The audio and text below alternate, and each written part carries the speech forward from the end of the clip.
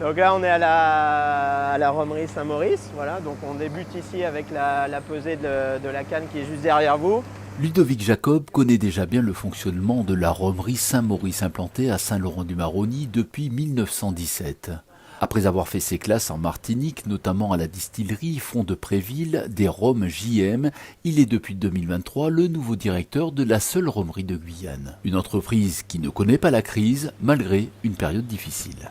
En fait, on a eu ces 3 dernières années une décroissance des tonnages de cannes fournies pour plusieurs raisons, hein, mais essentiellement une raison principale qui est le climat, où on a eu 3 années ou 2 années consécutives avec énormément de pluie.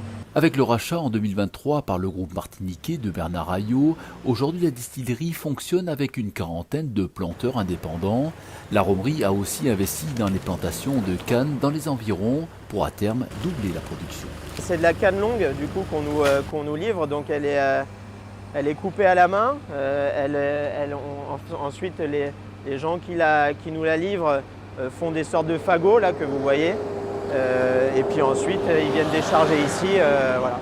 Donc là, on broie, on va dire, quotidiennement, selon ce qu'on reçoit, mais entre 40 et 70 tonnes par jour, voilà, de canne.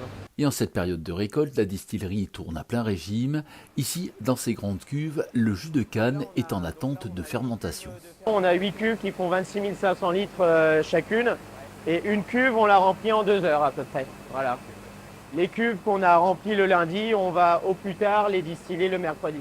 Après le broyage des cannes et la fermentation, place à la distillation. Il faudra environ 1 tonne de canne à sucre pour produire 1000 litres de rhum IGP. En Guyane, on est régi par une indication géographique. Donc, indication géographique rhum agricole de Guyane.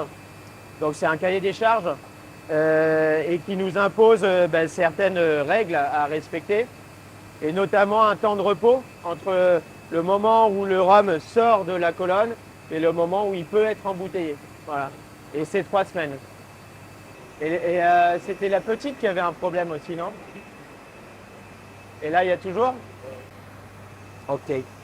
C'est là où se crée un peu la magie et on transforme du vin de canne en rhum. On a un rhum qui sort de colonne à distiller qui est fort, donc généralement qui titre vers les 72-74 degrés. Et donc ensuite on le réduit avec de l'eau pour qu'il arrive au degré de commercialisation qui est 50 degrés.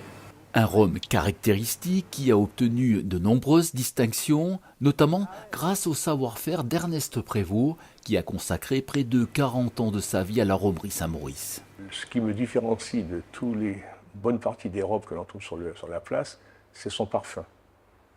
Moi, ce matin encore, la première chose que j'ai faite sur la sortie de colonne, j'ai pris un peu de rhum dans la main, je l'ai retourné et je me suis mis au visage. Une fois que je retrouve ça, le reste après, ça veut dire que, on a des cannes qui arrivent, qui ne sont pas de plus d'1 semaine dans les champs.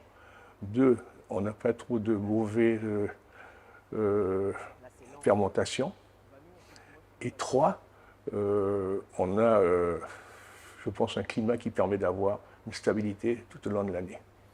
Au-delà de l'augmentation de la production pour arroser le marché français, le nouveau propriétaire de la romerie Saint-Maurice souhaite s'ouvrir à l'international. Enfin, pour les amateurs, une nouvelle gamme de rhum vieux va aussi prochainement voir le jour.